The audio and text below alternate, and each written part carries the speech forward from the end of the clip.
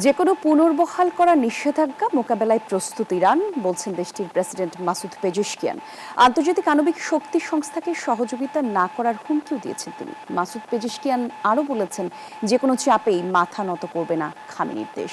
শনিবার সর্বোচ্চ জাতীয় নিরাপত্তা কাউন্সিল এক বিবৃতিতে এসব কথা বলেছেন তিনি।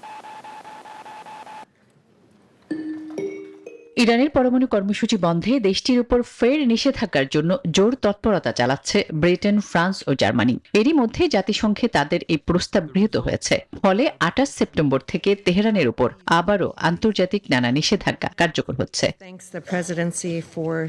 পশ্চিমা দেশগুলোর এমন পদক্ষেপের তীব্র বান্ডেল থাকলে প্রতি সেনমানিতে টাকা বাঁচবে। বিকাশ সেনমানি বান্ডেল কিনে জিতুন প্রতি লেনদেনে। নিন্দা জানিয়েছেন দেশটির প্রেসিডেন্ট মাসুদ পেজেশকিয়ান। বলেন, এতে নাখুশ হলেও অবাক হয়নি ইরান, কারণ এর আগেও বহুবার কিছু শক্তিধর দেশ ইরানের পথ রুদ্ধ করার চেষ্টা করেছে।